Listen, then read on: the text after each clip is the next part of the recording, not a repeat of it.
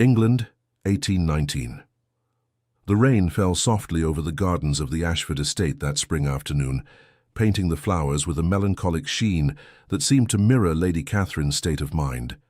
She stood by her bedroom window, watching the drops slide down the glass like silent tears she herself could no longer shed. Her heart felt hollow, emptied by the sudden departure of the man who had stolen every piece of her soul. The Duke of Heathcliff had left the region 3 weeks ago without explanation, without proper farewells, leaving only a brief note stating he had urgent matters to resolve at his estate on Wuthering Heights. Catherine had read those words hundreds of times, searching between the lines for some sign that he would return, some veiled promise that their secret meetings in the gardens, their whispered conversations beneath the moonlight, their exchanges of meaningful glances had not been merely the passing whims of a bored nobleman, but there was nothing beyond those cold, formal words. No declaration of love, no request that she wait, no promise of return. The Duke had simply vanished from her life like morning mist burned away by the harsh sun of reality. Catherine pressed her forehead against the cool glass, closing her eyes as memories flooded her mind unbidden. She remembered the first time she had seen him at the Ashford ball 6 months prior. The grand ballroom had been ablaze with candlelight, the air thick with perfume, and the murmur of aristocratic conversation. Catherine had been standing near the terrace doors, seeking a moment's respite from the stifling heat and the tedious company of various suitors her mother kept pushing in her direction. Then the butler had announced his arrival, and everything had changed. The Duke of Heathcliff had entered with that commanding presence that made every head turn. His dark hair perfectly arranged despite the evening's humidity, his grey eyes surveying the room with an intensity that suggested he was cataloguing every detail, every person, every possibility. He was tall and broad-shouldered, moving with the confident grace of someone who had never questioned his place in the world. His evening clothes were impeccably tailored, speaking of wealth and taste, but it was something beyond his appearance that caught Catherine's attention. There was an intelligence in his expression, a hint of wildness barely contained beneath the aristocratic polish, something dark and magnetic that intrigued her immediately. When those grey eyes had found hers across the crowded room, Catherine had felt as though the world had tilted on its axis. Something passed between them in that moment, something electric and undeniable, something that made her forget every lesson in propriety she had ever learned. The Duke's gaze had held hers for a long moment, and she had seen surprise flicker across his features, as though he too had felt the unexpected connection. Then someone had spoken to him, breaking the spell, and Catherine had looked away, her heart pounding erratically in her chest. She had not expected him to seek an introduction. Men of his rank typically showed interest only in women of equal or greater status, and while the Ashfords were respectable gentry, they were hardly in the Duke's exalted sphere. Yet within the hour, he had made his way to her side, having secured a proper introduction through her father. The conversation that followed had been innocuous enough on the surface, discussing the usual topics of weather and mutual acquaintances. But beneath the conventional words ran an undercurrent of something far more intense. Their first dance had been a study in restrained passion. When the Duke had extended his hand for a waltz, Catherine had placed hers in his with trembling fingers, acutely aware of the impropriety of feeling such strong attraction to a man she had only just met. As they took their positions and the music began, his hand at her waist had burned through the fabric of her gown, and when he had leaned close to whisper a compliment about her grace, his breath against her ear had sent shivers down her spine that had nothing to do with the temperature of the room. They had talked during that dance, and Catherine had discovered that beneath his aristocratic reserve, the Duke possessed a passionate nature that matched her own. He spoke of his isolated estate on Wuthering Heights, a windswept property in the moorlands, where storms raged, and the landscape reflected the tumultuous feelings he kept carefully hidden from society. He had confessed his love of the wild countryside, the freedom he felt when riding across the moors far from the constraints of civilized company. His eyes had lit with genuine feeling as he described the untamed beauty of his home, and Catherine had found herself captivated by this glimpse of the man beneath the title. When the dance ended, the Duke had been reluctant to release her hand, his fingers lingering on hers for just a moment longer than strictest propriety allowed. Catherine had felt that touch all the way to her core, her body responding to him in ways she had never experienced before. As he bowed and stepped away, she had known with absolute certainty that her life had just changed irrevocably, though she could not yet fathom how profoundly. After that night, the Duke had become a frequent visitor to the Ashford estate.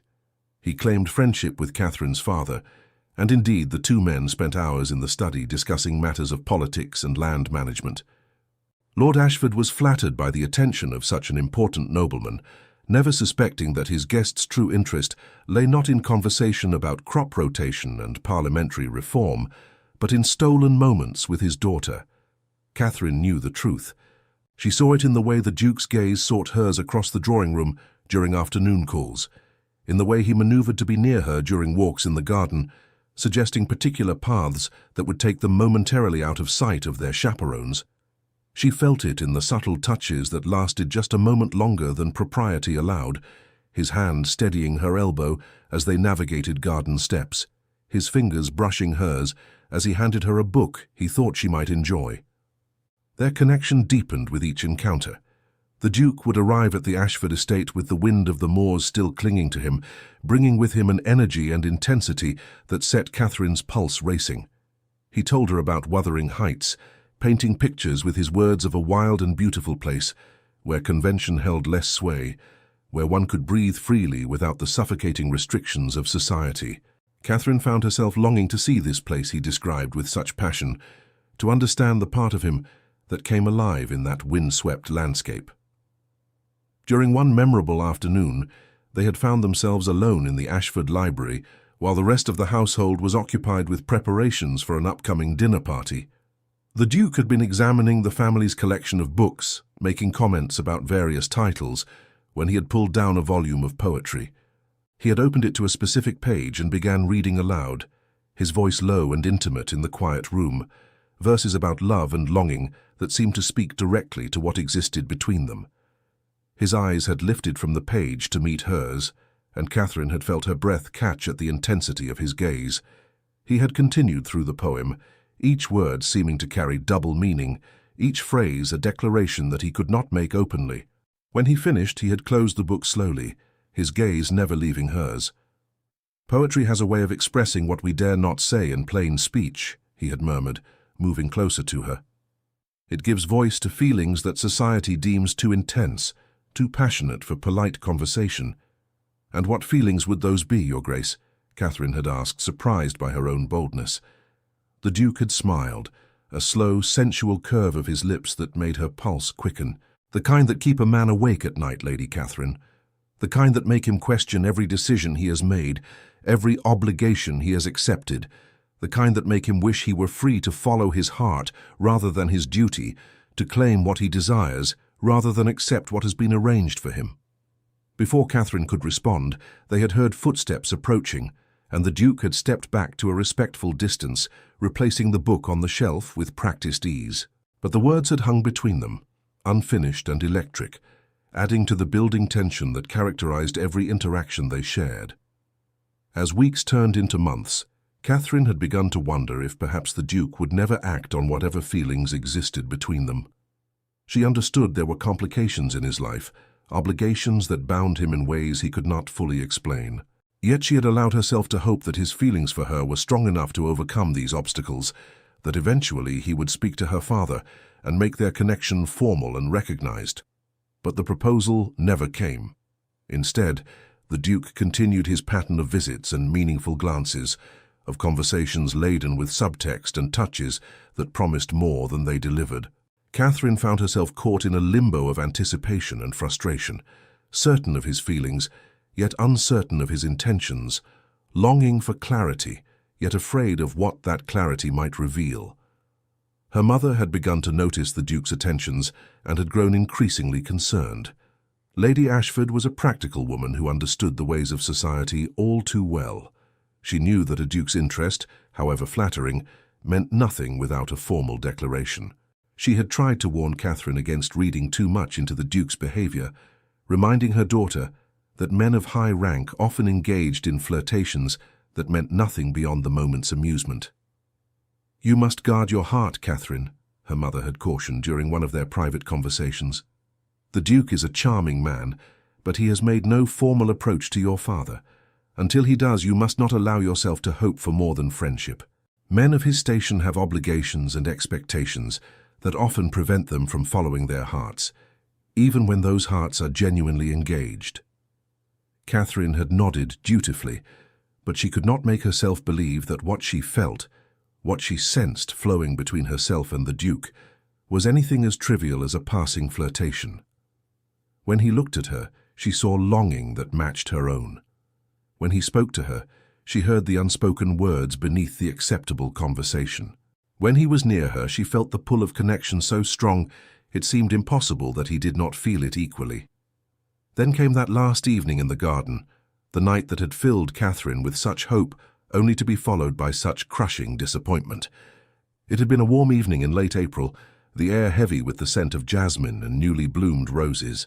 Catherine had been unable to sleep, her mind troubled by the growing realization that the Duke might never act on whatever feelings existed between them, that she might spend her entire life wondering what could have been if only he had possessed the courage to declare himself. She had dressed in a simple gown and slipped from her room, making her way to the gardens through the quiet house. The moon had been nearly full, casting silver shadows across the gravel paths and making the white roses seem to glow with ethereal light.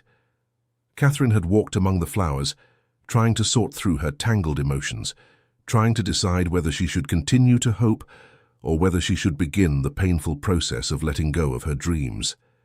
She had heard footsteps behind her and turned to find the Duke there, his appearance disheveled in a way she had never seen before. His cravat was loosened, his coat slightly rumpled, and his hair looked as though he had been running his hands through it in agitation. But it was his expression that had made her breath catch. Gone was the careful control he usually maintained, replaced by raw emotion that transformed his aristocratic features into something almost desperate. "Catherine," he had said, and the sound of her name on his lips, without the formal title preceding it, had made her pulse quicken.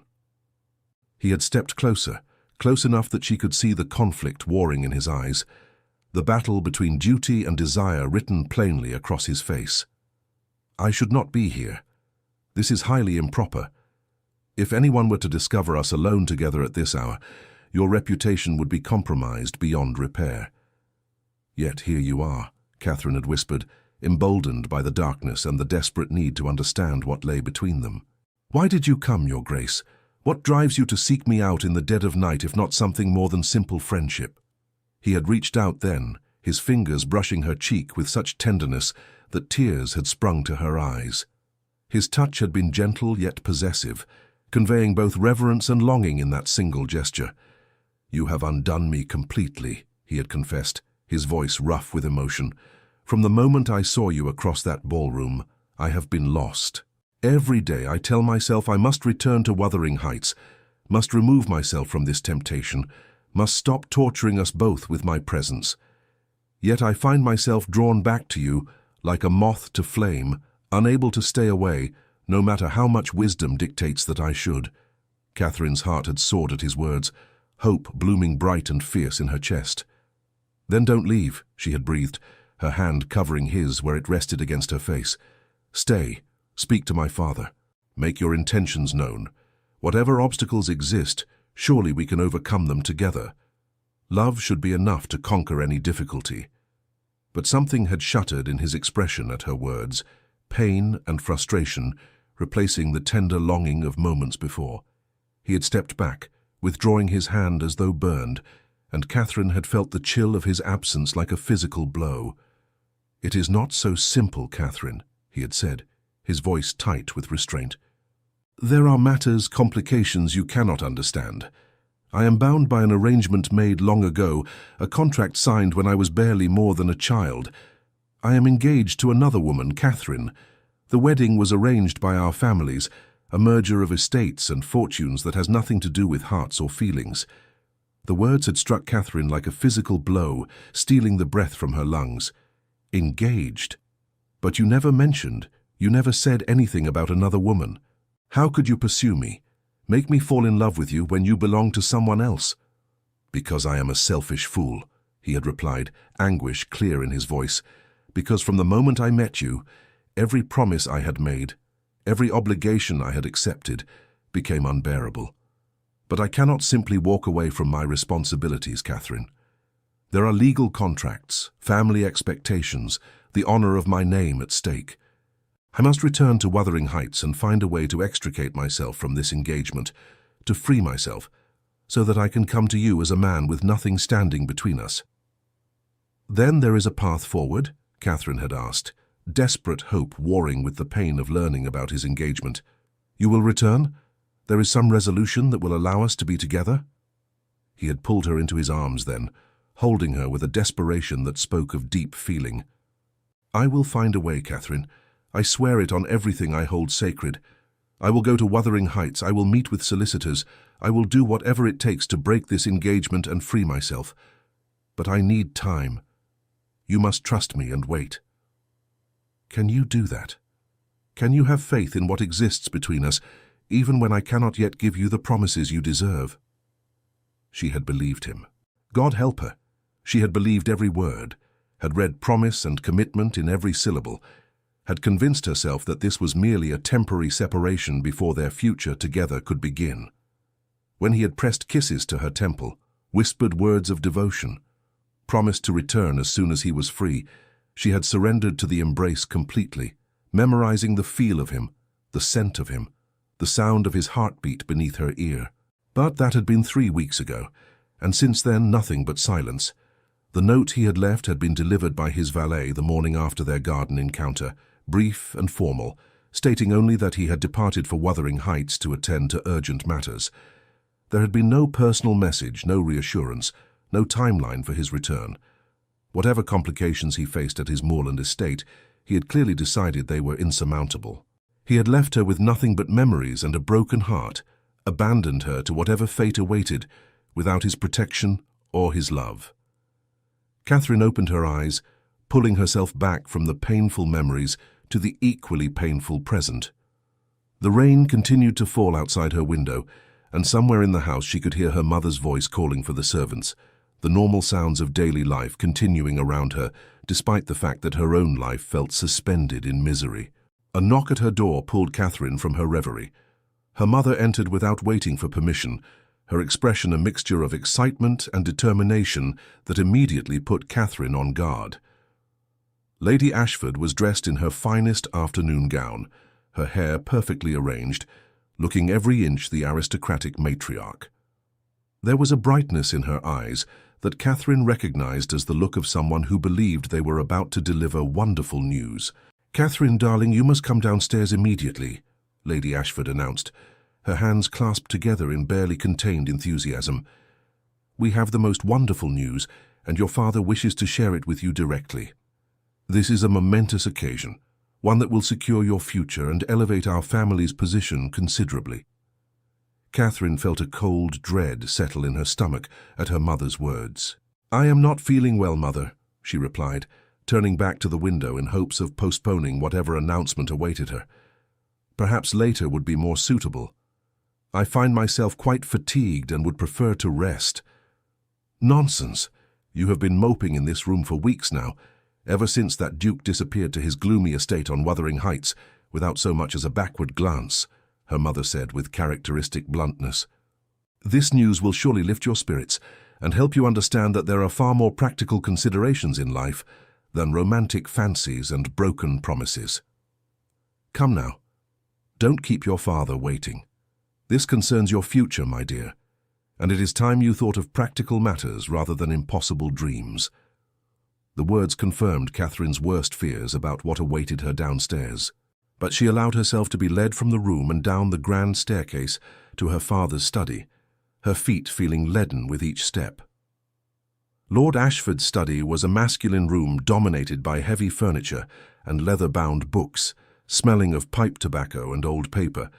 It had always been a sanctuary of sorts, a place where Catherine had spent hours as a child. Now it felt like a trap closing around her. Her father stood by the fireplace, looking pleased with himself in a way that made Catherine's stomach clench with dread.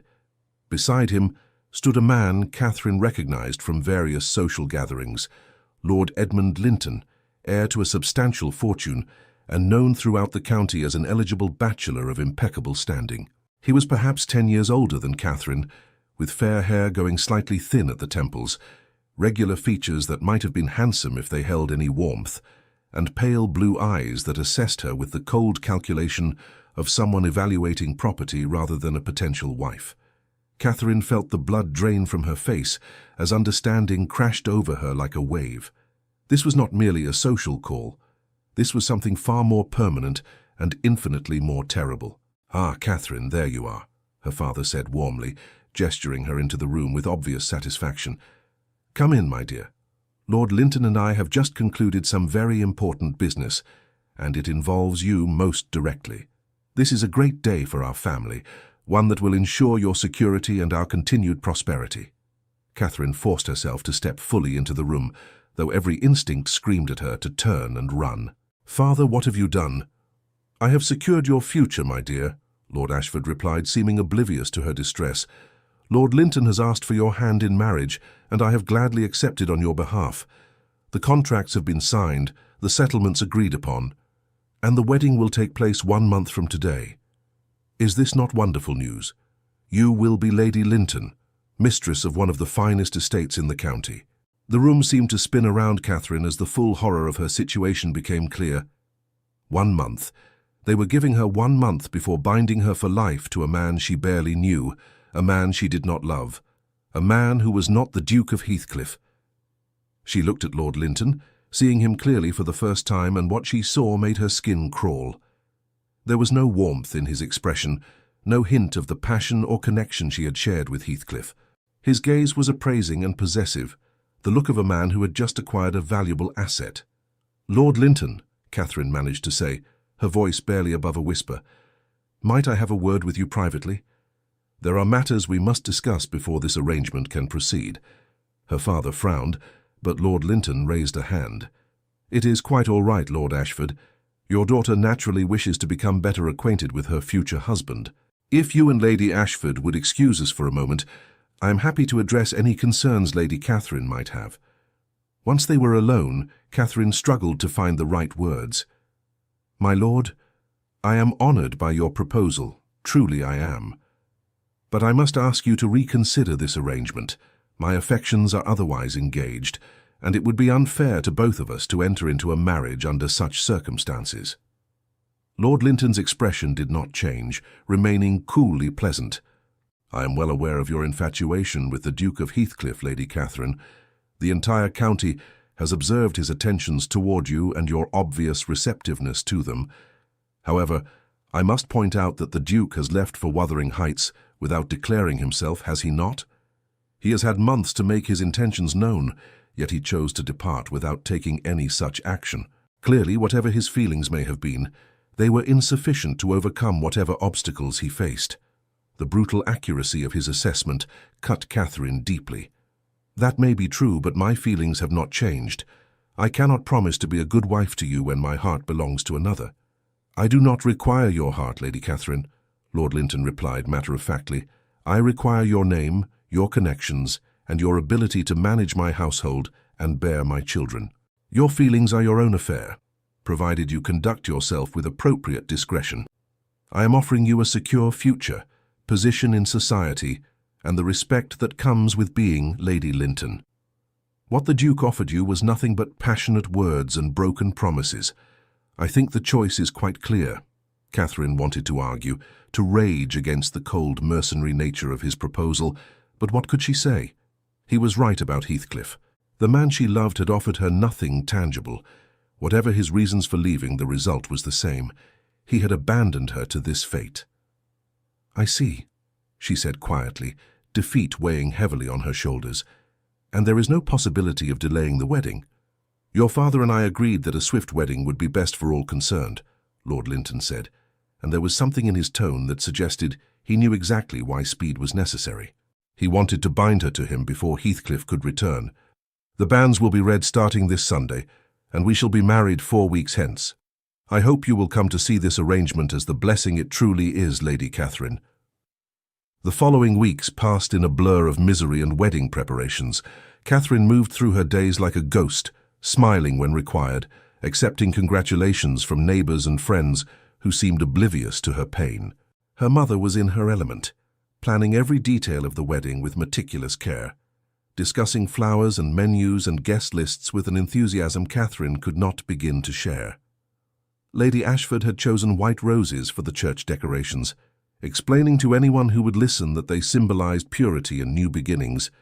Catherine found the symbolism bitterly ironic. There was nothing pure about a marriage entered into without love. But she said nothing, merely nodded when her mother showed her fabric samples and asked her opinion on the menu. The wedding gown arrived 2 weeks before the ceremony, delivered in an enormous box. When it was lifted from its tissue paper wrappings, even Catherine had to admit it was beautiful. Layers of white silk and delicate lace, tiny pearl buttons running down the back, sleeves that would sit just off the shoulders. It was the sort of gown any bride should be thrilled to wear. But as the maids helped Catherine into the dress, as her mother fussed with the fit and exclaimed over how beautiful she looked, Catherine felt only a deep, aching sadness. This gown should have been worn for her wedding to Heathcliff, should have been the dress in which she pledged her love to the man who held her heart. Instead, it would be the costume she wore while binding herself to a man who wanted her only for practical benefits. "Oh, Catherine, you look absolutely radiant," her mother had said, tears of happiness in her eyes. "Lord Linton is a very fortunate man. You will be the envy of every woman in the county." Catherine had said nothing, staring at her reflection in the mirror and seeing a stranger. The woman looking back at her appeared composed and beautiful, every inch the blushing bride, but her eyes were dead, lifeless, reflecting none of the joy that should accompany such a momentous occasion. At night, alone in her room, Catherine would stand by the window and stare out into the darkness, hoping against hope to see a familiar figure riding up the drive, come to rescue her from this nightmare. She would replay Heathcliff's words from that last night in the garden, trying to convince herself that he had meant them, that he would remember his promise.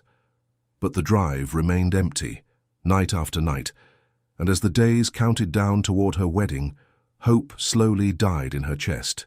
The Duke was not coming. Whatever he had felt for her, it had not been enough. She needed to accept reality and make the best of the life that awaited her as Lady Linton, no matter how much the prospect filled her with dread. The banns were read on 3 successive Sundays, each announcement feeling like another nail in the coffin of Catherine's dreams. She attended church services beside her family, acutely aware of the curious glances from other parishioners, the whispered conversations behind gloved hands. Everyone knew about her association with the Duke, and everyone could see that she was marrying Lord Linton instead. The gossip was delicious, the girl who had reached too high now settling for a mere lord. The cautionary tale of what happened when young women allowed romance to turn their heads. She could hear fragments of conversations as people lingered after services. "Such a shame about the Duke," one woman said, though really, what did she expect? "Dukes don't marry country girls," another voice responded. "At least Lord Linton is offering her respectability. She should count herself fortunate after mooning after Heathcliff, like a lovesick schoolgirl." Catherine held her head high through it all, refusing to show how deeply the words cut. She played the role expected of her, the dutiful daughter accepting her parents' arrangements. Only in the privacy of her room did she allow the mask to slip, did she permit herself to feel the full depth of her despair. Lord Linton visited regularly during the engagement period, always proper and correct, maintaining appropriate distance while making it clear through subtle gestures that he considered Catherine his property already. He spoke of his estates, his plans for expansion, his expectations for their married life. Through all these conversations, Catherine listened with half an ear, her mind always elsewhere, her heart crying out for what she had lost. 1 week before the wedding, Catherine's trousseau was delivered, trunk after trunk of new clothing and linens. Her mother insisted on examining every piece, holding up nightgowns and day dresses for Catherine's approval. Catherine observed the parade of wedding finery with detachment, as though it belonged to someone else entirely. These clothes were for Lady Linton, and while she would bear that name, she could not connect the person she would become with, who she still was inside. The night before her wedding, Catherine could not sleep. She paced her room restlessly, her mind spinning with desperation and the awful finality of what the morning would bring. Tomorrow she would become Lord Linton's wife. Tomorrow she would speak vows that would bind her for life to a man she did not love. Tomorrow her last hopes of happiness with Heathcliff would be extinguished forever. She found herself at the window again, staring out into the night, as she had done so many times over the past month. The moon was full and bright, illuminating the gardens where she and Heathcliff had shared their last conversation. The memory was so vivid, she could almost feel his arms around her, almost hear his voice promising to find a way back to her. "I will find a way, Catherine. I swear it." But he had not found a way, or perhaps he had not truly tried.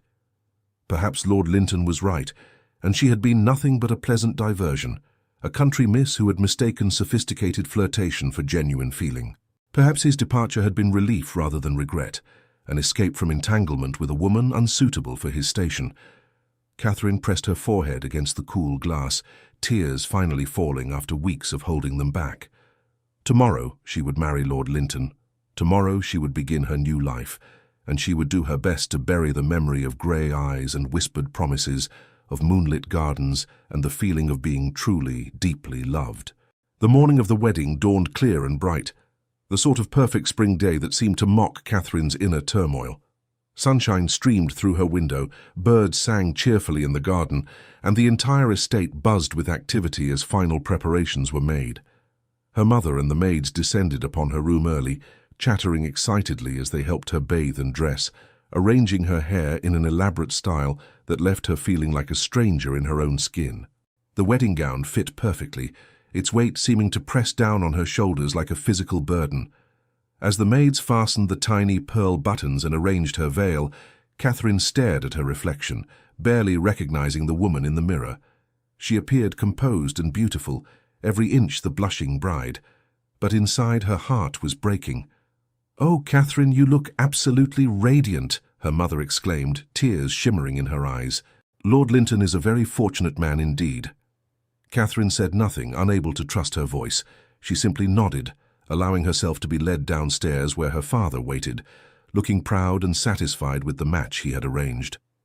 The carriage ride to the church was mercifully brief, though every moment felt like an eternity. Catherine sat beside her father, her hands clasped tightly in her lap, her mind strangely blank as though her consciousness had retreated to some safe place where it could not be touched by what was happening. Her father patted her hand and said something about her making him proud, but the words seemed to reach her through water, distorted and meaningless. All too soon they arrived at the church, and Catherine could see through the carriage window that it was packed with guests, all of society having turned out to witness the wedding. As she stepped from the carriage, Catherine took a deep breath, steeling herself for what was to come. The church bells rang overhead, their joyful pealing a cruel counterpoint to the emptiness in her heart. Her father offered his arm and she took it, allowing him to lead her toward the church entrance where her future awaited. The doors opened, and Catherine could see the long aisle stretching before her, lined with pews filled with curious faces. At the far end, Lord Linton waited beside the vicar, looking smugly satisfied in his wedding finery. The organ began to play, the traditional wedding march that should have filled Catherine with joy, but instead felt like a funeral dirge. She began the slow walk down the aisle on her father's arm, aware of every eye upon her, of the whispers that followed in her wake. She could feel the weight of society's expectations, the pressure of duty and family obligation, all pushing her forward toward a future she did not want. At the altar, Lord Linton waited, his cold eyes assessing her as though she were a prize he had won. As her father released her arm and stepped back, Catherine moved to stand beside Lord Linton. He took her hand in his grip firm and possessive, making her skin crawl. The vicar stood ready with his prayer book, preparing to bind them together for eternity. Catherine felt numb, disconnected from her body, as though she were watching events unfold from a great distance. The vicar began the ceremony, his words washing over Catherine in meaningless waves. She heard herself making the proper responses automatically, her voice sounding strange and distant to her own ears. This was really happening. In moments she would be Lady Linton, bound to this man forever. Heathcliff had not come. Her last desperate hope had been extinguished. Dearly beloved, we are gathered here today in the sight of God and these witnesses to join together this man and this woman in holy matrimony, the vicar intoned. his voice echoing through the packed church. Marriage is not to be entered into lightly, but reverently, deliberately, and in accordance with the purposes for which it was instituted by God. It is a covenant not to be broken, a sacred bond that unites two souls for all their days upon this earth. Catherine felt the walls closing in around her, the air becoming thick and difficult to breathe. This was her reality now. This was the future that awaited her. She would speak vows to Lord Linton, would bind herself to him for life, would spend her days going through the motions of being his wife, while her heart remained forever with a man who had abandoned her.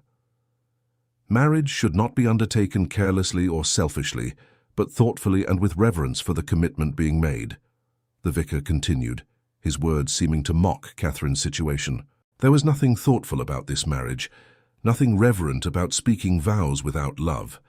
It was a transaction, a business arrangement dressed up in the trappings of sacred ceremony. The vicar looked out over the assembled guests, his expression solemn as he prepared to continue with the traditional words. If anyone present knows of any reason why this couple should not be joined in holy matrimony, speak now, or forever hold your peace. The traditional pause followed, that moment of ceremonial silence before the ceremony would continue.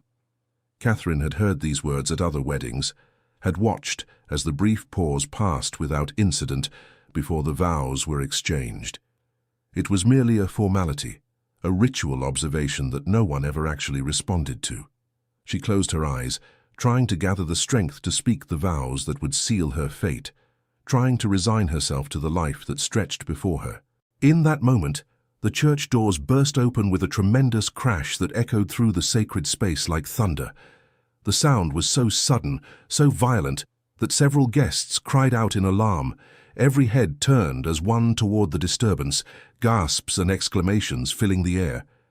Catherine's heart stopped in her chest, her eyes flying open as hope and terror warred within her. Silhouetted in the doorway, breathing hard as though he had run the entire way, stood the Duke of Heathcliff. He looked wild, untamed, like the moorland storms he had described to her. His usually perfect appearance was disheveled, his dark hair windblown and falling across his forehead, his coat dusty from hard riding. There was mud splattered on his boots and breeches, suggesting he had ridden through difficult terrain without stopping. But it was his eyes that held Catherine transfixed, those grey eyes that blazed with an intensity that made her knees weak, that spoke of desperation and determination, and a love so fierce it took her breath away. Those eyes found hers across the crowded church, and in them Catherine saw everything she had feared she would never see again.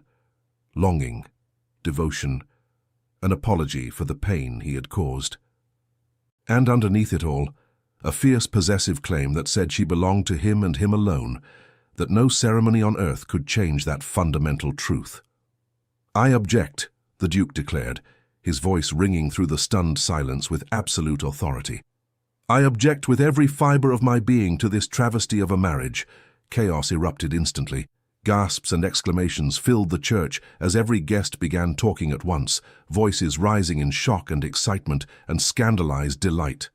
This was unprecedented, unheard of, the sort of dramatic scene that would be talked about for years to come. Lord Linton's hand tightened painfully on Catherine's, his face flushing an alarming shade of purple as fury overtook his usual cold composure. Her father stood abruptly from his pew, demanding to know the meaning of this outrageous interruption. Her mother looked as though she might faint, clutching at the arm of a concerned neighbour. But Catherine heard none of it.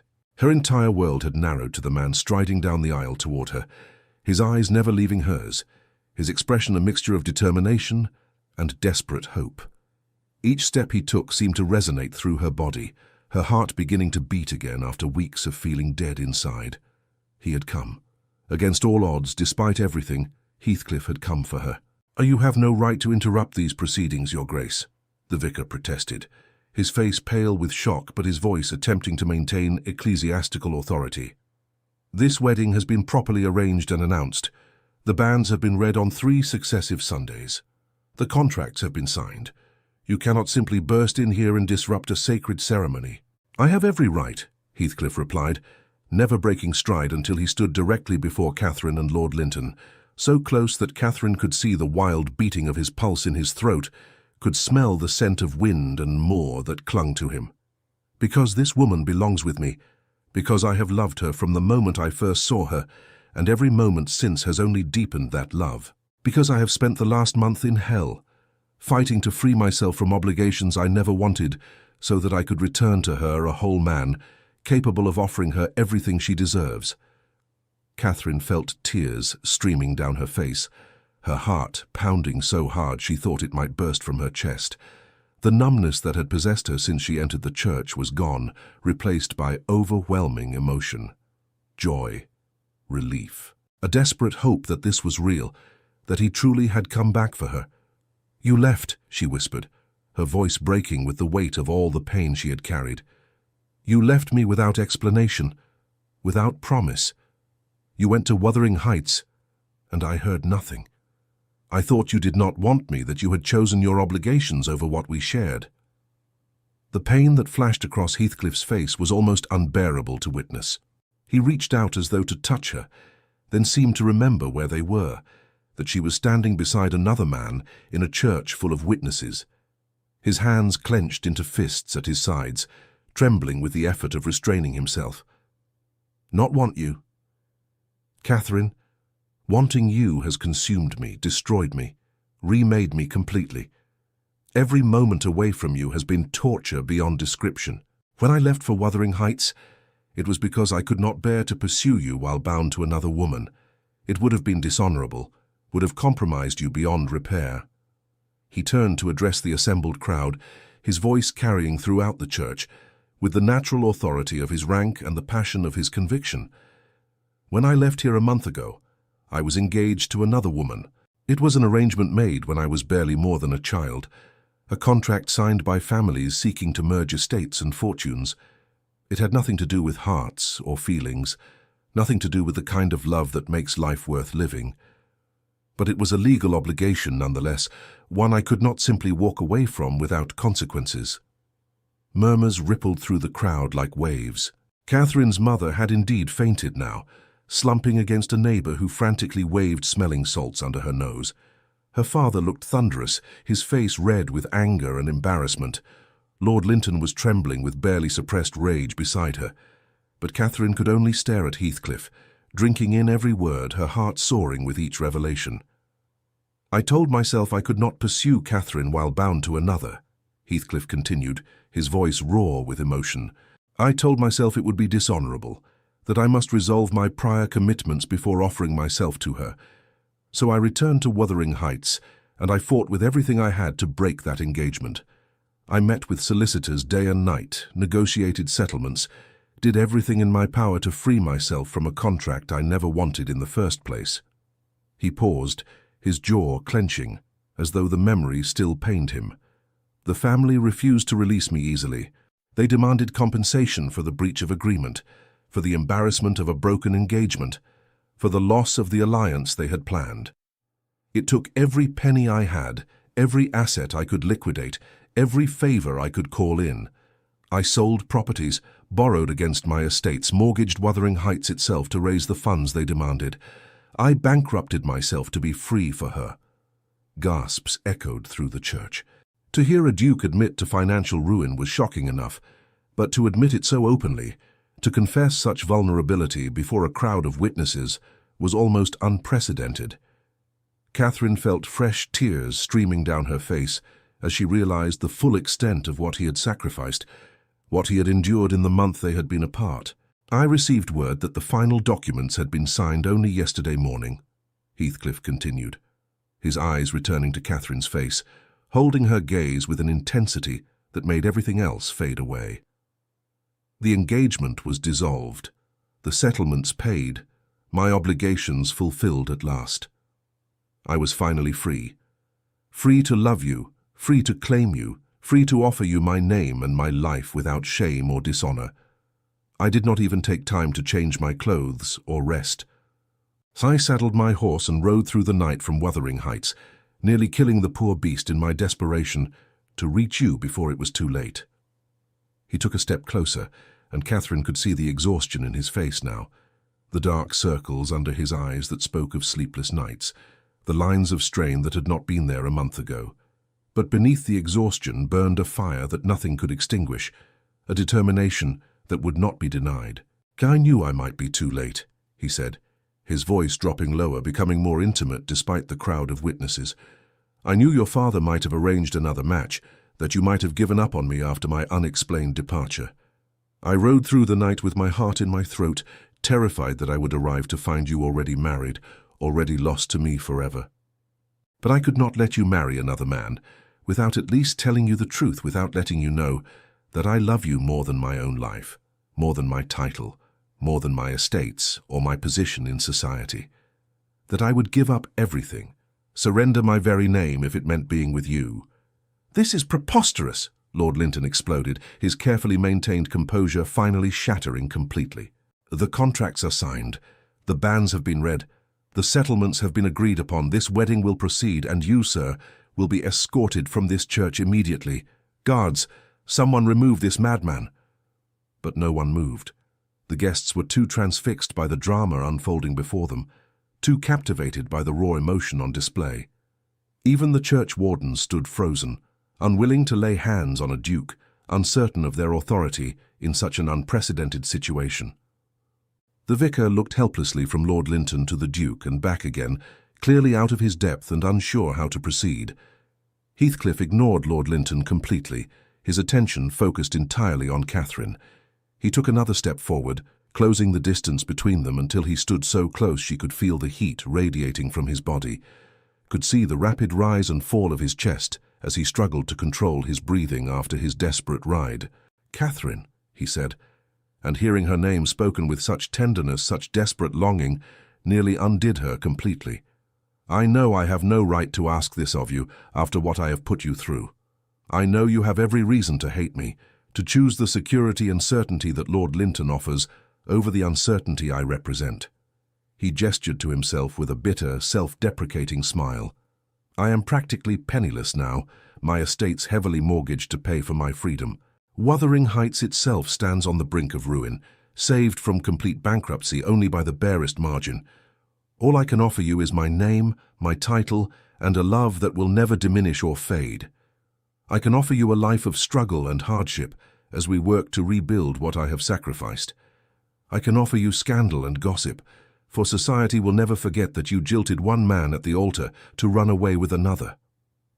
His voice grew more intense, more desperate, as he continued. "But, Catherine, if you feel even a fraction of what I feel, if any part of you still loves me as I love you, then I am begging you to choose me. Choose us. Choose love over duty, passion over practicality, a life of meaning over a life of mere comfort. I promise you this, on everything I hold sacred, I will spend every day of my life making you happy. I will work until my hands bleed to restore my fortunes and give you the life you deserve. I will love you with every breath I take, every beat of my heart until the day I die and beyond." He reached out slowly, giving her time to pull away if she wished, and took her free hand in both of his. His hands were trembling, she realized. This powerful man who commanded respect wherever he went was literally shaking with the force of his emotion. "Please, Catherine," he whispered, and the raw vulnerability in his voice broke something open inside her. "Please don't marry him. Please don't condemn us both to a lifetime of regret and wondering what might have been. Marry me instead. Come away with me to Wuthering Heights.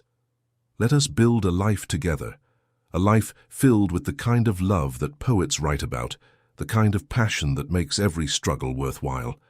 Catherine looked into his eyes and saw everything she had dreamed of during those long, miserable weeks of separation.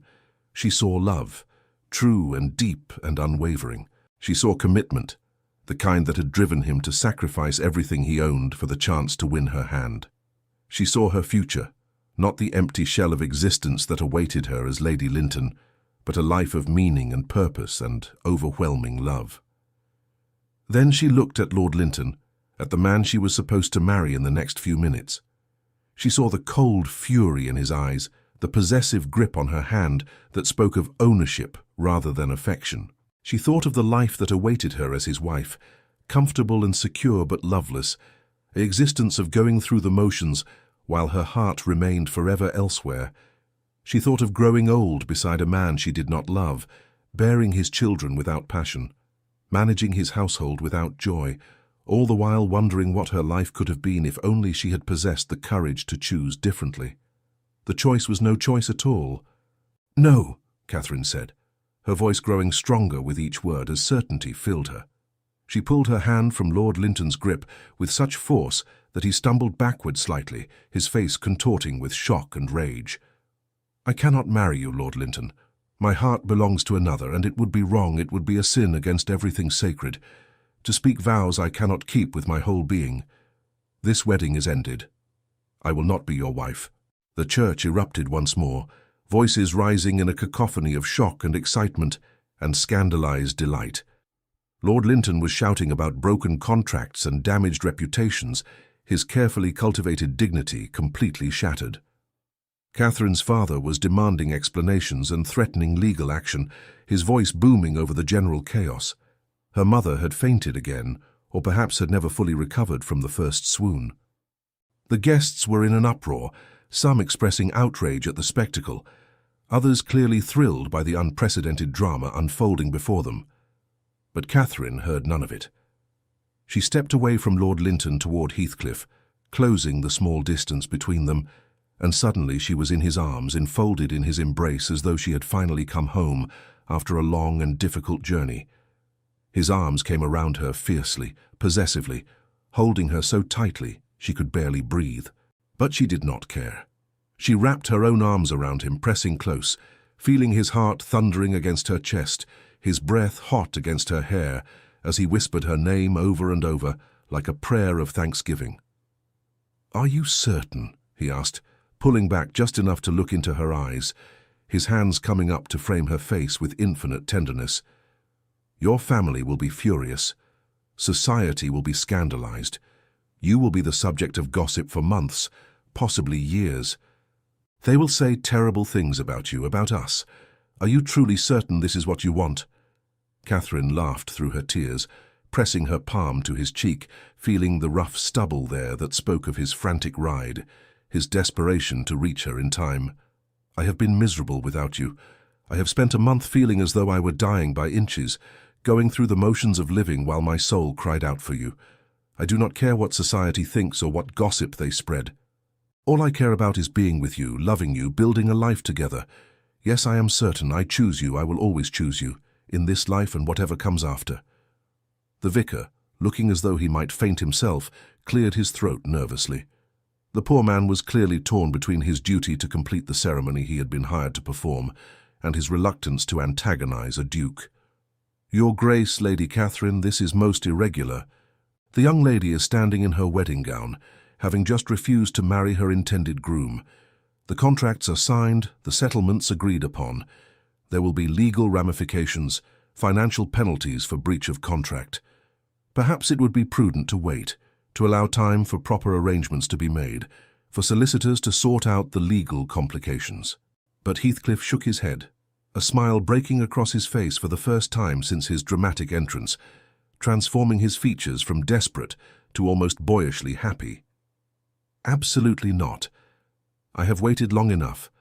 I have spent a month in agony, fearing I had lost her forever, nearly destroying myself in the process of winning my freedom. I will not waste another moment, will not risk losing her again through delay or legal complications, or the interference of those who believe they know better than we do what is right for our lives." He looked at Catherine, his eyes questioning despite the smile. "Unless you wish to wait, Catherine, if you will have me, if you will consent to be my wife, I would marry you right here, right now. I would speak my vows before God and all these witnesses this very day, binding you to me so completely that nothing and no one can ever separate us again. Will you marry me, Catherine? Will you become my duchess, my wife, my partner in all things?" Catherine felt joy bubble up inside her, bright and effervescent, washing away the misery of the past month as though it had never been. "Yes," she breathed, her voice full of all the love she had been forced to suppress for so long. "Yes, marry me now. I want nothing more than to become your wife, to bind my life to yours. to stand beside you through whatever challenges may come." The vicar looked absolutely scandalized, his face cycling through various shades of red and purple as he struggled with the situation. "But Your Grace, Lady Catherine, there are procedures, legalities to consider. Lord Linton's claims of breach of contract alone could tie this matter up in courts for years, and the bans have been read for the wrong couple. I cannot simply marry you without proper preparation and announcement." "Can be addressed by my solicitors," Heathcliff interrupted firmly, reaching into his coat pocket and producing a folded document sealed with official wax. "I have a special license here, obtained from the Archbishop himself before I left London. I acquired it in the desperate hope that I might still convince Catherine to marry me, that I might arrive before she was irrevocably bound to another. This license authorizes me to marry without the reading of bans, at any time and in any place. Every legal requirement has been met. All that remains is for the lady to consent, which she has done most emphatically." He fixed the vicar with a look that brooked no further argument, the full weight of his ducal authority evident in his bearing despite his dishevelled appearance.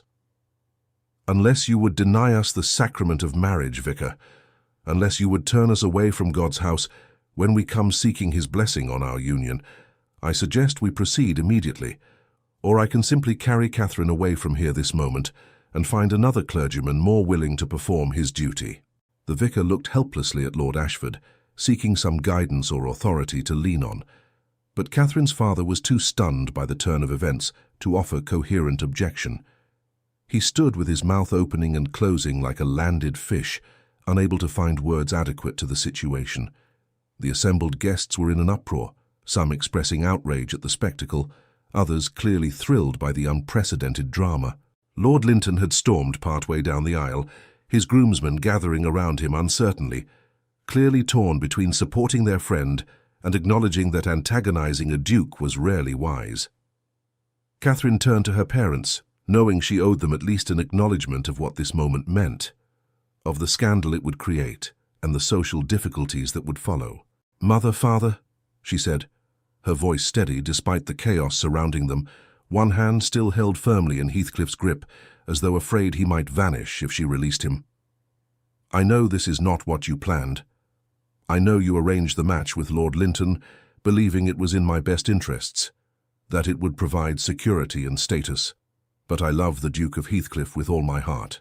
I have loved him from the moment I met him, and that love has only grown stronger through our separation. I cannot imagine my life without him. I will not live a lie, married to one man while loving another. I hope that someday you will understand and forgive me for the scandal this will cause our family." Her mother, recovered from her latest faint and propped up by concerned friends, merely shook her head in bewildered resignation. She looked as though she wanted to object, to forbid this madness, but something in Catherine's expression, some fierce determination, seemed to convince her of the futility. Her father looked as though he wanted to drag Catherine from the church by force, to somehow undo what had happened and restore order to the carefully planned ceremony. But he too seemed to recognize that his daughter was lost to him in this moment, that she had made her choice, and nothing he could say or do would change her mind. Heathcliff produced the special license from his coat pocket with a flourish, handing it to the vicar with a look that dared the man to find any fault with it. The elderly clergyman examined the document with trembling hands, his eyes scanning the official seals and signatures, searching desperately for some reason to refuse, but finding none. It was properly executed, bearing the Archbishop's own seal, granting the Duke of Heathcliff permission to marry without the traditional reading of bans. With a deep sigh that seemed to come from the very depths of his soul, the vicar returned to his place at the altar, resignation written in every line of his body. "Very well," he announced in a shaking voice that barely carried over the continued murmuring of the scandalized guests. "If there are no further objections, and may God help us all, we shall proceed with a different wedding than the one originally planned. Will the Duke of Heathcliff and Lady Catherine Ashford please take their places before me?" Catherine felt as though she were floating as she moved to stand beside Heathcliff at the altar, still in the wedding gown that had been chosen for her marriage to Lord Linton, but now repurposed for a ceremony that would bind her to the man she truly loved. This time, it was different. This time, the hand that took hers did so with love rather than possession. This time, when she looked at the man beside her, she saw her future, her partner, the other half of her soul. Lord Linton had finally stormed from the church, his departure marked by the slam of the heavy wooden doors and the shocked exclamations of guests who scurried out of his way. His groomsmen followed uncertainly, casting backward glances at the unprecedented scene unfolding at the altar. Good riddance, Catherine thought with a fierce satisfaction. Let him nurse his wounded pride elsewhere. She was exactly where she belonged, beside the man who had loved her enough to sacrifice everything. The vicar began the ceremony again, his voice still uncertain, but growing steadier as he progressed through the familiar words, perhaps finding comfort in the ritual, even as the circumstances remained wildly irregular. Dearly beloved, we are gathered here today for the second time this morning, and under most unusual circumstances, to join together this man and this woman in holy matrimony. Catherine barely heard the opening passages. She was lost in Heathcliff's eyes, seeing in them everything she had dreamed of and more. Love, devotion, relief, joy, desire, a promise of forever that needed no words to express. His hand held hers with gentle strength, his thumb tracing small circles on her palm that sent shivers up her arm. She had never felt more alive, more certain, more right than she did in this moment. When the moment came for Heathcliff to recite his vows, his voice rang clear and strong throughout the church, carrying to every corner, ensuring that every witness heard the depth of his commitment. I, Alexander Heathcliff, Duke of Heathcliff and Master of Wuthering Heights, take thee, Catherine Margaret Ashford, to be my wedded wife, to have and to hold from this day forward, for better, for worse, for richer, for poorer, in sickness and in health, to love and to cherish, till death us do part according to God's holy ordinance, and thereto I plight thee my troth. Then it was Catherine's turn, and she spoke her vows with equal conviction, pouring every ounce of love and commitment into the words, her voice steady and clear despite the tears streaming down her face. I, Catherine Margaret Ashford, take thee, Alexander Heathcliff, to be my wedded husband, to have and to hold from this day forward, for better, for worse, for richer, for poorer, in sickness and in health, to love, cherish, and to obey, till death us do part, according to God's holy ordinance, and thereto I give thee my troth. Heathcliff produced 2 simple golden bands from his pocket, hastily acquired during his frantic preparations in London, but precious beyond measure to Catherine. He slid the ring onto her finger with trembling hands, his eyes never leaving hers, as he performed this most intimate of gestures. The metal was warm from being carried against his heart, and Catherine felt the weight of it as a promise, a tangible symbol of the vows they were speaking. She took the other ring and placed it on his finger with equal reverence, completing the circle of their commitment. In that moment, as the gold bands caught the light streaming through the church windows, Catherine felt as though time itself had stopped, as though the entire universe had contracted to contain only the 2 of them and the love they shared. Those whom God has joined together, let no man put asunder, the vicar proclaimed, his voice now carrying a note of satisfaction as he neared the end of the ceremony without further disaster. By the power vested in me by the Church and by this special license, I now pronounce you man and wife. Your Grace, you may kiss your bride. Heathcliff needed no further encouragement. He pulled Catherine into his arms with a passion that made several elderly ladies gasp in shock, and the younger ones sigh with romantic envy. He kissed her as though he were a man dying of thirst, and she was water, as though he were claiming her and pledging himself to her all at once. Catherine melted into the embrace, finally allowing herself to believe that this was real, that he was truly hers and she was truly his, that nothing would ever separate them again. The kiss went on longer than was strictly proper, but neither of them cared. When they finally broke apart, both breathless and flushed, the church was filled with scattered applause from those guests who had embraced the romantic drama of the moment, mixed with continued murmuring from those who were still scandalized by the unprecedented turn of events. As they turned to face the assembled witnesses, now husband and wife, Catherine caught glimpses of various reactions from the crowd. Some faces showed disapproval, others delight, and still others simply shocked disbelief that such a thing could happen in their respectable community. But Catherine cared for none of it. She was married to the man she loved, the man who had fought for her, who had sacrificed everything to win her hand. Whatever challenges lay ahead, they would face them together. They walked down the aisle together, Catherine's hand firmly clasped in Heathcliff's, her wedding dress trailing behind her in a whisper of silk and lace. The guests parted before them like waves before the prow of a ship, creating a path toward the church doors and the freedom that lay beyond. Catherine could hear whispers following in their wake, could feel the weight of shocked stares and scandalized glances, but none of it touched her. She was floating on a cloud of pure joy, anchored only by Heathcliff's strong hand holding hers. Outside the church, Heathcliff's horse stood pawing the ground, still saddled from his frantic ride, foam dried on its flanks, testament to the desperate pace he had maintained. The poor beast looked exhausted, but stood ready nonetheless. Heathcliff helped Catherine mount, despite the awkward bulk of her wedding gown, the white silk bunching around her legs in a manner that would have horrified her mother under normal circumstances. Then he swung up behind her, settling her securely in front of him, his arms coming around to grasp the reins and encircle her waist simultaneously. "Where are we going?" Catherine asked, laughing with pure joy as she leaned back against his chest, feeling his heartbeat strong and steady against her spine. "To Wuthering Heights," Heathcliff replied, pressing a kiss to her neck that made her shiver with delight and anticipation. "I want to take you home, Catherine. I want to show you the place that has haunted my dreams almost as much as you have.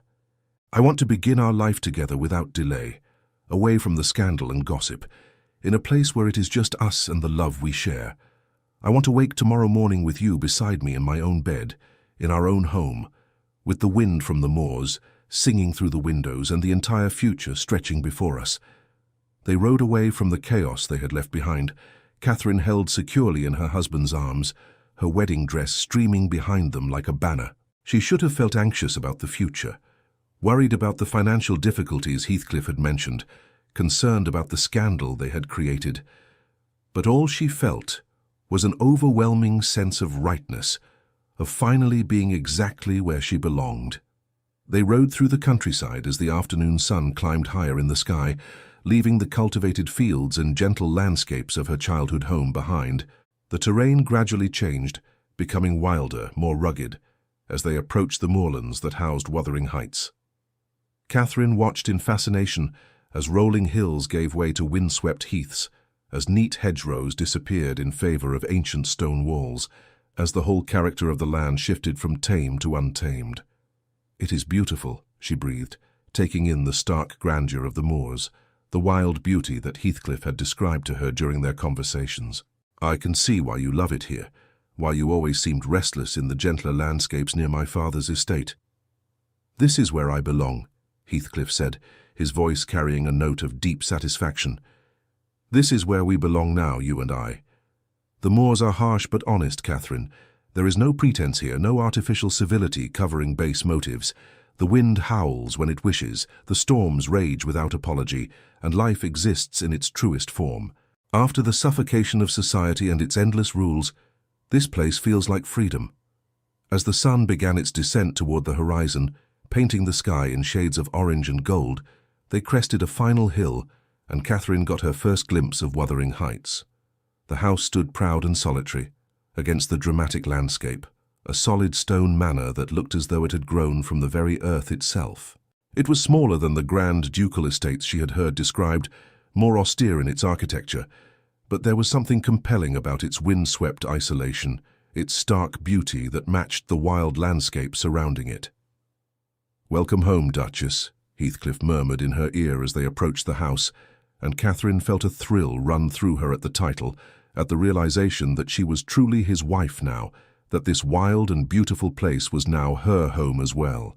The staff, though surprised by the sudden arrival of a bride in full wedding regalia, welcomed Catherine warmly. They were clearly devoted to their master, and seeing his joy at having her there seemed to be recommendation enough. A housekeeper came forward, curtsying deeply, her weathered face breaking into a genuine smile, as Heathcliff introduced Catherine as his Duchess. "We've been hearing about you, Your Grace," the woman said kindly. "His Grace has spoken of little else these past weeks. He's been like a man possessed, working day and night to settle his affairs so he could return to you. We're honoured to have you here at Wuthering Heights." Heathcliff carried Catherine over the threshold himself, despite her laughing protests that she was perfectly capable of walking. "Tradition," he insisted, his eyes sparkling with happiness as he set her down carefully in the entrance hall. "We may have scandalized society with our wedding, but I'll be damned if I don't carry my bride over the threshold of her new home." That night, in the master bedroom that overlooked the wild beauty of the moors, Heathcliff held Catherine close and finally told her the full story of his month-long absence. He spoke of the difficult negotiations with his former fiancée's family, of the legal battles and financial maneuvering that had consumed his every waking moment. He described nights spent pacing the halls of Wuthering Heights, torn between the need to resolve his obligations honorably and the desperate fear that he would lose Catherine in the process. "I knew I should have explained everything before I left," he said, his fingers gently stroking her hair as they lay together in the darkness, the sound of wind whistling around the eaves of the house providing a wild symphony. "But I was ashamed, Catherine. I was ashamed that I had allowed myself to court you, to encourage your feelings, while still bound to another. I thought it would be more honorable to resolve the situation first and then come to you with a clear conscience, able to offer you everything without reservation or complication." "We both made mistakes," Catherine replied softly, tracing patterns on his chest, marveling at the reality of being here with him, of having the right to touch him like this. "I should have been more patient, should have trusted in what we had shared rather than assuming the worst when you left. And perhaps my father would not have been so quick to accept Lord Linton's proposal if I had been more forthcoming about my feelings for you, though knowing him, he probably would have arranged something anyway." "Linton knew about us," Heathcliff said darkly, his arm tightening around her.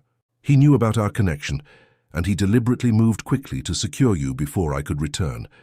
That calculating proposal, that hasty wedding date, it was all designed to trap you before I had a chance to free myself and claim you properly. If I had been even one day later, if my horse had thrown a shoe or I had been delayed by weather, you would be his wife now instead of mine." "But you were not late," Catherine reminded him, tilting her head up to kiss his jaw, feeling the scratch of stubble against her lips. "You arrived in time. You spoke up, you fought for us, and now here we are, husband and wife, just as we were meant to be. Nothing else matters." In the days and weeks that followed, Catherine discovered that married life with Heathcliff was everything she had dreamed it would be, and infinitely more. The financial constraints he had warned her about were indeed real, but far from unbearable. Wuthering Heights was productive enough to support them comfortably, if not lavishly, and Catherine found she had no interest in the elaborate balls and social whirl she had once enjoyed. She was content with quiet evenings spent reading together by the fire, long walks across the windswept moors, where Heathcliff taught her to love the wild landscape as he did, and the simple joy of waking each morning in her husband's arms. The scandal they had created did indeed become the talk of society for months. Letters arrived from various acquaintances, some expressing outrage at Catherine's behaviour, others secretly thrilled by the romantic drama of it all. Catherine's mother wrote frequently at first, alternating between reproachful lectures about duty and family honour, and grudging admissions that the Duke was indeed a more prestigious match than Lord Linton had been. Her father remained silent for several weeks, before finally sending a brief note acknowledging the marriage and wishing them well, though his disappointment was evident in every stiffly formal word. Lord Linton, as expected, had threatened legal action over the breach of contract, demanding compensation for his humiliation and the expenses he had incurred for the wedding. Heathcliff's solicitors handled the matter with efficiency, and eventually a settlement was reached that satisfied Linton's pride, if not his wounded ego. Catherine heard through society gossip that he had married an heiress within 6 months, proving that his interest in her had been as mercenary as she had suspected. The news brought her no satisfaction, only relief that she had escaped such a fate. But none of the external drama touched the happiness that Catherine and Heathcliff built together within the walls of Wuthering Heights. They spent their days learning each other, discovering the small details and habits that came with sharing a life. Catherine learned that her husband was an early riser who loved to watch the sunrise from the East Tower, that he had a passion for poetry that rivaled her own, that beneath his often stern exterior he possessed a surprisingly tender heart. Heathcliff discovered that Catherine had an unexpected talent for estate management that proved invaluable, given their reduced circumstances, that she sang beautifully when she thought no one was listening, that she could make him laugh with her sharp observations about the absurdities of the society they had scandalized. They established rituals and traditions that became the foundation of their marriage. Every evening before dinner, they would walk together across the moors regardless of weather, Catherine learning to navigate the rough terrain, while Heathcliff pointed out landmarks and shared stories of his childhood explorations of this wild landscape. Every Sunday they would ride out to survey the estate together, Catherine learning about tenant management and agricultural practices, while Heathcliff valued her input and ideas in ways that made her feel like a true partner rather than mere decoration. And every night, they would retire to their bedroom where passion and tenderness intertwined, where physical intimacy deepened the emotional bond between them until Catherine could not imagine where she ended and he began.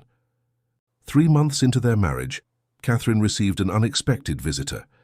She was in the morning room working on correspondence when the housekeeper announced that Lady Ashford had arrived. Catherine's heart leapt with a mixture of joy and trepidation as her mother swept into the room, looking around with the critical eye of someone expecting to find evidence of poverty and hardship. "Mother," Catherine greeted her, rising to offer an embrace that was somewhat stiffly returned. "This is an unexpected pleasure. I did not know you were planning to visit." "I was in the area," her mother replied vaguely, though Catherine suspected she had made the journey specifically to check on her wayward daughter. "I thought it was time I saw how you were managing in your reduced circumstances. Your father and I have been quite concerned about your welfare."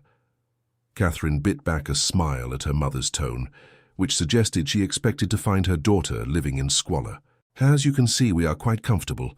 The house may be smaller than the Grand Ducal estates you might have expected, but it suits us perfectly. Heathcliff and I have built something here that is far more valuable than any amount of luxury." Lady Ashford sipped the tea Catherine poured for her, her sharp eyes taking in every detail of the tastefully decorated room. The furnishings were indeed simpler than what graced the Ashford estate, but everything spoke of quality and care. "I suppose it is adequate," she admitted grudgingly. "And the Duke, how does he occupy himself, having given up so much of his fortune?" "He manages this estate with great care and attention," Catherine replied, unable to keep the pride from her voice. "He has implemented several innovative farming techniques that are already showing remarkable results. The tenants speak highly of him, and productivity has increased significantly since he began his reforms. And he has begun writing as well, actually. He is working on a treatise about agricultural management and the moral obligations of landowners to those who work their lands. Several publishers have already expressed interest." Her mother's eyebrows rose slightly. "A duke who works? How very unusual. And you, Catherine? Do you not find yourself bored here, isolated from society and all the entertainments you once enjoyed?" "I find myself happier than I have ever been," Catherine said simply. "Mother, I know you and father were disappointed by how things transpired. I know the scandal was difficult for you, and I am sorry for the embarrassment it caused. But I need you to understand that I am happy, truly, deeply happy, in a way I never could have been as Lady Linton. Heathcliff is not just my husband, but my partner, my closest friend, the other half of my soul. What we have together is worth more than all the social approval in the world." Lady Ashford set down her teacup, her expression softening slightly as she studied her daughter's face. "I can see that, Catherine. Much as it pains me to admit it, I can see that you are happy. When I received your letters these past months, I could hear joy in every word, something that was notably absent during your engagement to Lord Linton." She paused, seeming to struggle with her next words, pride and maternal concern warring in her expression. "Your father and I, we wanted security for you. We wanted to know you would be well provided for, protected from the uncertainties of life. We thought we were doing what was best, arranging a match that would ensure your comfort and status." "I know you did," Catherine said softly, reaching out to take her mother's hand, "and I am grateful for your concern, truly. But security without love is a prison, no matter how gilded the bars. Heathcliff has given me something far more valuable than wealth or position. He has given me partnership, respect, and a love that makes every day an adventure. I wake each morning grateful for the life we are building together." Heathcliff chose that moment to enter the room, stopping short when he saw Lady Ashford.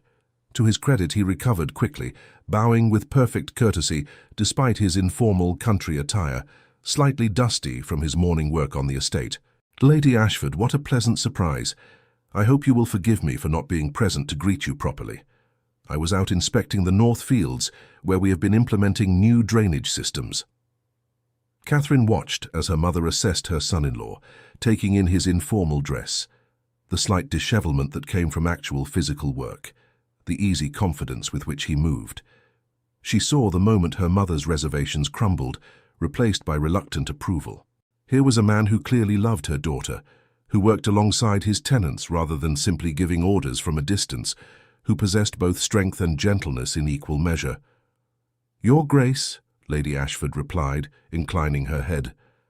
"I was just telling Catherine that I came to see how you were both managing. It seems you are managing quite well indeed." Heathcliff crossed to Catherine's side, his hand coming to rest on her shoulder, in a gesture of casual intimacy that spoke volumes about the nature of their relationship. "We are more than managing, Lady Ashford. We are thriving. Your daughter has brought more joy into my life than I knew was possible. I wake each day grateful for the gift of her presence, and I go to sleep each night marveling at my good fortune in winning her hand. She has transformed this house from a mere dwelling into a true home." Catherine felt her cheeks warm at the open declaration, but her heart swelled with love. Even after months of marriage, Heathcliff never hesitated to express his feelings, never allowed her to doubt for a moment how deeply he loved her. It was a stark contrast to Lord Linton's cold practicality, and she was grateful every day that she had possessed the courage to choose love over duty. Lady Ashford's eyes misted with tears she tried to hide.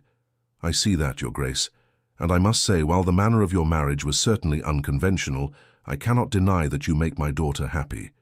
That is all a mother truly wants in the end, to see her child fulfilled and cherished." The visit marked a turning point in Catherine's relationship with her family. Her father began corresponding more regularly, his letters gradually warming from stiff formality to genuine interest in the improvements Heathcliff was making at Wuthering Heights. Eventually, both parents came for an extended stay, during which Lord Ashford and Heathcliff discovered a shared passion for progressive farming methods that led to long conversations and the beginning of genuine friendship.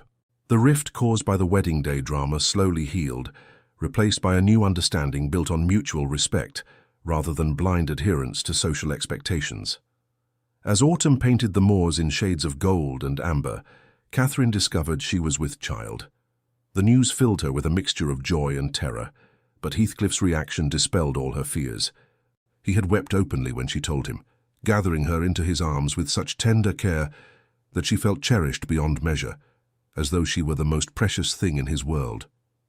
"A child," he whispered, his hand coming to rest gently on her still flat stomach, his touch reverent. "Our child born of the love we fought so hard to claim.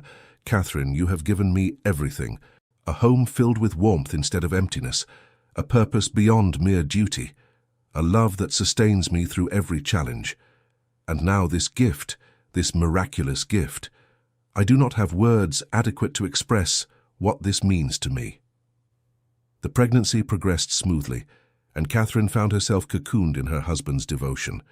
He was attentive to her every need, adjusting their routines to accommodate her changing body, reading to her on evenings when she felt too tired to do anything but rest, rubbing her feet when they ached, holding her through the occasional waves of anxiety about the approaching birth. The staff at Wuthering Heights rallied around their Duchess, treating her with a warmth and care that made Catherine understand how much they had come to value her presence in their master's life. On a snowy evening in late winter, as wind howled around the sturdy walls of Wuthering Heights in a manner befitting the house's name, their daughter came into the world. She was healthy and strong, with a set of lungs that announced her arrival with impressive volume. Heathcliff held his daughter with trembling hands, tears streaming down his face as he looked from the baby to Catherine and back again, his expression one of absolute wonder. "She is perfect," he breathed, his voice rough with emotion. You are both perfect. Catherine, my love, my heart, you have given me everything I could ever want from this life. I never imagined I could feel this much, that my heart could hold this much love. They named her Margaret after Catherine's grandmother, and she became the center of their world without displacing the love they shared for each other. Catherine watched her fierce, passionate husband transform into a devoted father, marveling at the gentleness with which he handled their tiny daughter, the patience he showed during midnight feedings when he insisted on keeping Catherine company, the songs he would sing to lull Margaret to sleep, old ballads about the moors that his own mother had sung to him. As their daughter grew, so did their family's fortunes. Heathcliff's treatise on agricultural reform and the moral obligations of landowners was published to great acclaim, sparking discussions throughout England about the relationship between the aristocracy and those who worked their lands.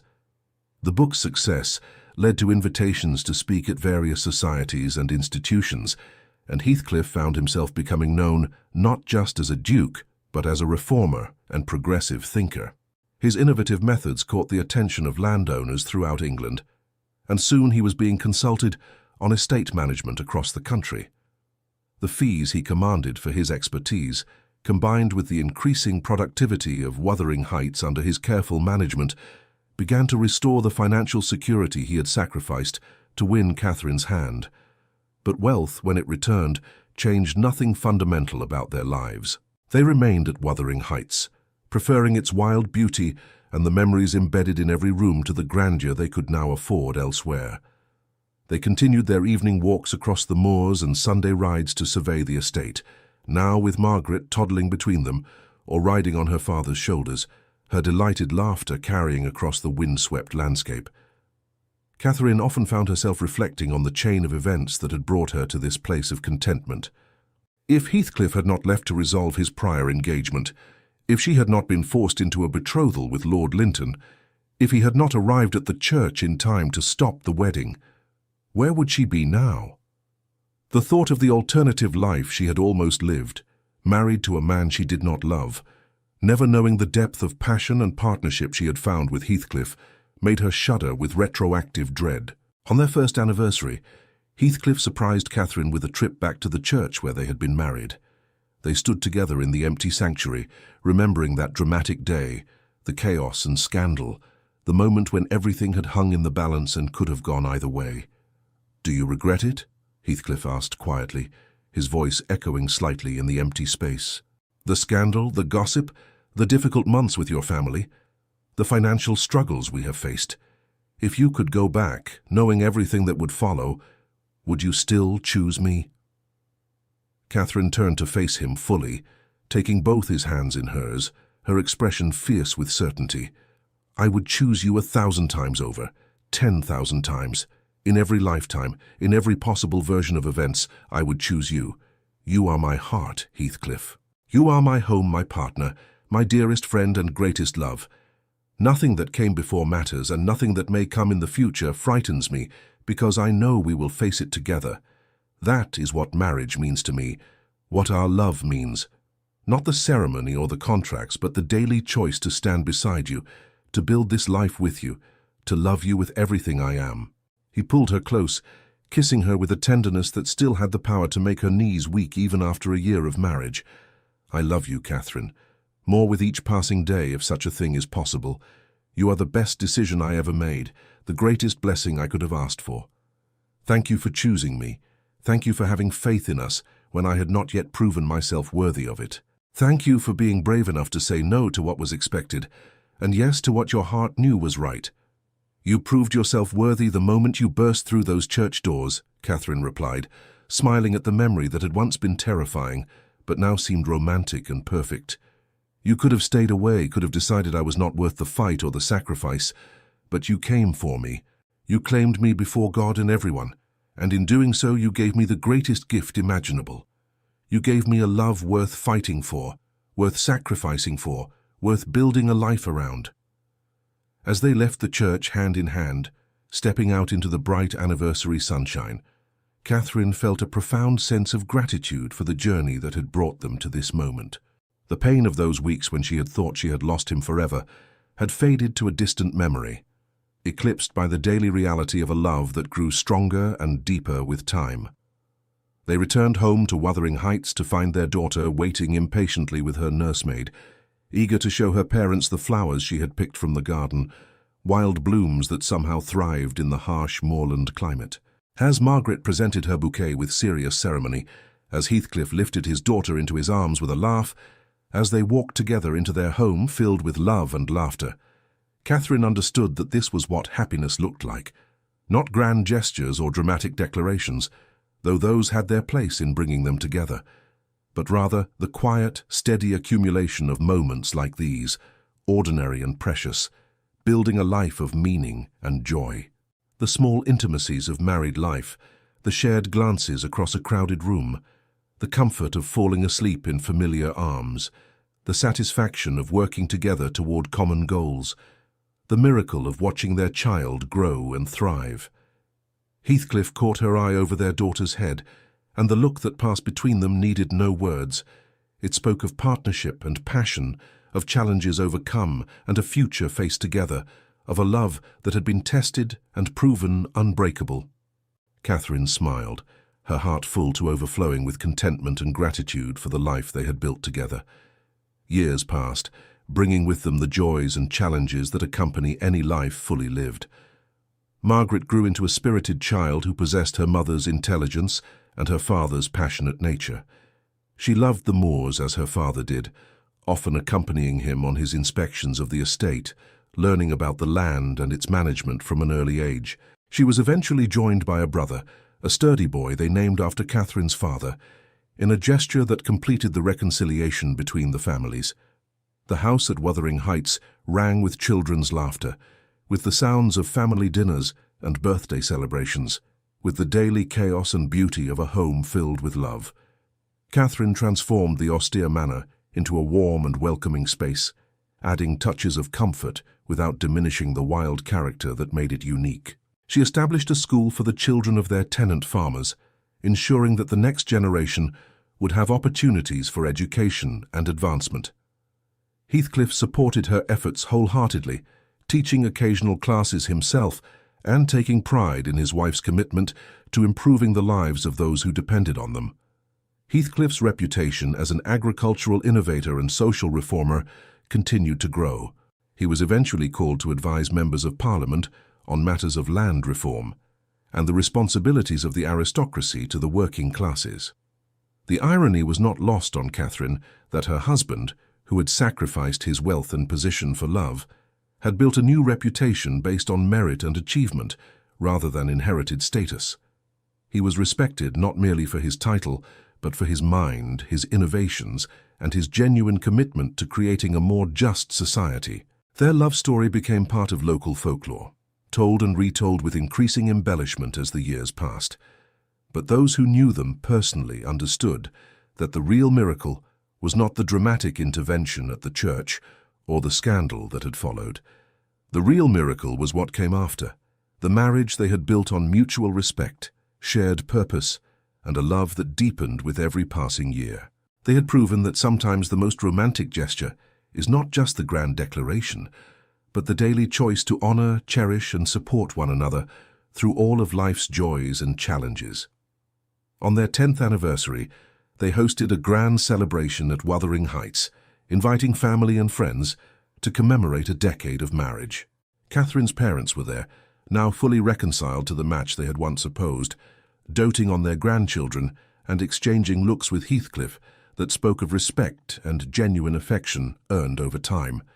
Friends from London mingled with local gentry and tenant farmers in a gathering that would have shocked society's rigid hierarchies years earlier, but that seemed perfectly natural in the world Catherine and Heathcliff had created. As the evening drew to a close and the last guests departed, Catherine and Heathcliff found themselves alone on the terrace overlooking the moonlit moors. The wind sang through the hills as it always did, the sound that had given the house its name, wild and free and somehow comforting in its familiarity. "Do you remember that night?" Catherine asked softly, leaning into her husband's embrace as they gazed out over the landscape they both loved. "When you told me you were not free to act on your feelings, that you needed time to resolve your obligations." "Every detail," Heathcliff replied, his arms tightening around her. "I remember the jasmine perfuming the air in your father's garden, the moonlight on your face, the desperate need to be honest with you warring with the fear that honesty would drive you away. I remember thinking that loving you was both the best and worst thing that had ever happened to me. Best because you had shown me what real feeling, real connection could be. Worst because I thought I might lose you before I ever truly had you." "But you did not lose me," Catherine said, turning in his arms to face him. "You came for me. In my darkest moment, when I was about to give up hope, you appeared and claimed me before the world. You fought for us when I had lost the strength to fight for myself." He smiled, that warm, intimate smile reserved only for her, the one that still made her heart skip a beat even after 10 years of marriage. "How could I not? You were, you are, everything to me. Catherine, these 10 years have been the happiest of my life. Every morning I wake grateful that you chose me, that you had the courage to defy convention and follow your heart. You saved me from a life of duty without love, from a future where I would have always wondered what might have been. We saved each other," Catherine corrected gently. "I would have been just as trapped in a loveless marriage, just as haunted by what might have been. We gave each other the gift of a life lived fully, authentically, with passion and purpose. We chose love over duty, and that choice has made all the difference." They stood together in comfortable silence, absorbing the peace of the moment, the satisfaction of lives well lived and love well tended. The manor house behind them glowed with warm light, windows revealing glimpses of their children settling for the night, of servants tidying up after the celebration, of a home that had become the center of their universe. "I have never regretted it, you know," Catherine said suddenly, her voice carrying clearly over the sound of the wind. "Not for a single moment. Not when society gossiped, not when my parents were angry, not during the lean times when we were rebuilding your fortunes. Every challenge we have faced has been worth it, because we faced it together. That is what true partnership means, what real love looks like." Heathcliff cupped her face in his hands, his thumbs gently stroking her cheeks in a gesture that had become familiar over the years but never lost its tenderness. "Nor have I, my love. I would make the same choices again in a heartbeat. I would sacrifice everything, just as I did, for the privilege of calling you my wife, of building this life with you. You are worth more than all the estates and fortunes in England. You are worth everything." He kissed her then, a kiss that held all the passion of their first embrace and all the depth of a decade of marriage, a kiss that promised continued devotion through whatever years remained to them. When they finally parted, both were smiling, their eyes shining with emotion and the accumulated joy of years spent together. "Come," Catherine said, taking his hand. "Let us go inside. Our children will want their good-night kisses, and then I want to spend the rest of this anniversary evening showing you exactly how much I still love you, how grateful I am for every day we have together." As they walked hand in hand toward their home, their silhouettes framed against the moonlit moors, Catherine felt a profound sense of completion. This was the life she had dreamed of during those dark days of her forced engagement to Lord Linton. This partnership, this love, this family they had created together. Heathcliff had arrived to claim her heart at the moment when all seemed lost, and in doing so had given her a future beyond her wildest imaginings. The scandal that had rocked society on their wedding day had long since faded into legend, becoming instead a romantic story that inspired others. Young ladies dreamed of finding a love so strong that a man would ride through the night to claim them. Young men hoped to inspire such devotion that a woman would defy convention to choose them. But for Catherine and Heathcliff, the story was not a legend or a fantasy. It was simply their truth, the foundation on which they had built a life of meaning, purpose, and enduring love. As they climbed the stairs to their bedroom, passing portraits of their children and mementos of their years together, Catherine paused to look at her husband. His hair was touched with silver now at the temples. Lines of experience had formed around his eyes, but to her he was as handsome and compelling as he had been on that first night when their eyes had met across a crowded ballroom and changed both their lives forever. "I love you, Heathcliff," she said simply. "I will love you until my last breath and beyond." "And I love you, Catherine," he replied, pulling her close. "You are my heart, my soul, the reason I breathe. Thank you for taking a chance on a desperate duke who had nothing to offer but his love and his determination to build a life worthy of you." "You had everything to offer," Catherine whispered. "Everything that mattered then, everything that still matters now. Your love, your partnership, your unwavering commitment, those are the things that build a life, that create happiness. Not wealth or status or social approval, but the daily choice to love each other, to support each other, to build something beautiful together."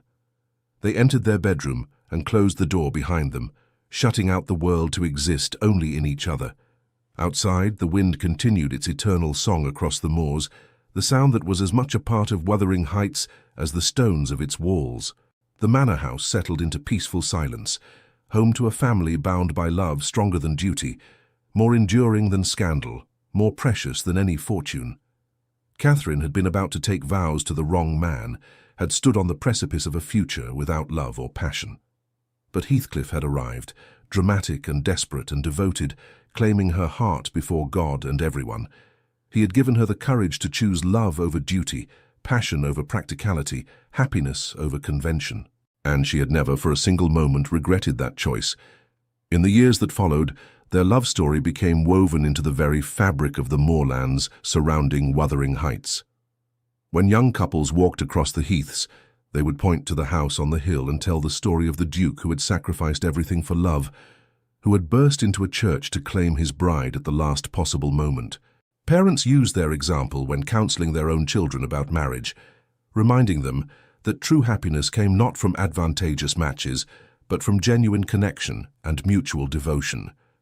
Their children grew up surrounded by the evidence of their parents' devotion, learning by example what a true partnership looked like. Margaret, their eldest, would eventually marry for love herself, refusing several advantageous matches in favor of a man who looked at her the way her father looked at her mother.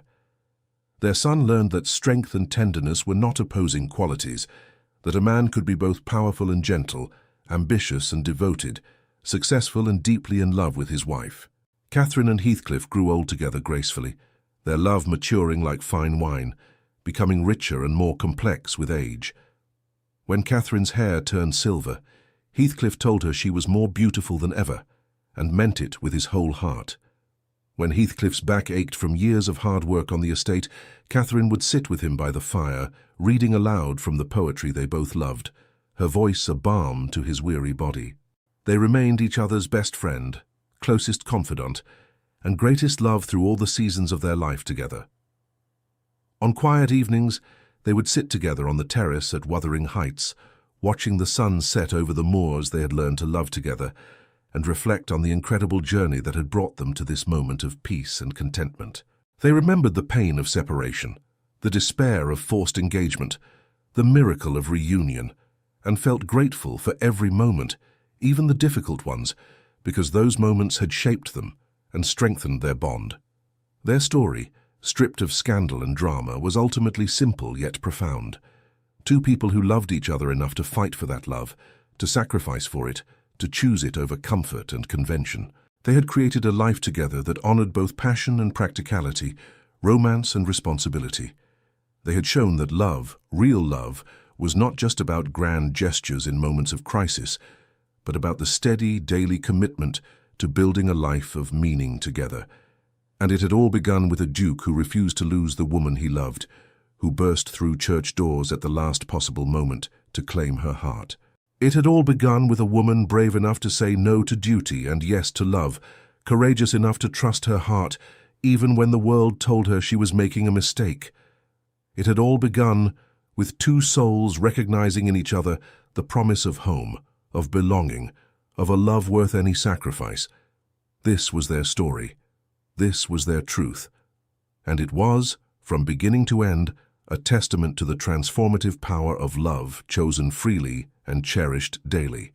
The wind continued to sing across the moors, carrying their story through the generations, a reminder that true love, when fought for with courage and commitment, could overcome any obstacle and create a happiness that endured through all the trials life might bring. Thank you for staying with us until the end of this emotional journey. If this story touched your heart, we invite you to subscribe, like, comment, and share our channel. Your support inspires us to keep creating more stories of love, redemption, and breathtaking twists.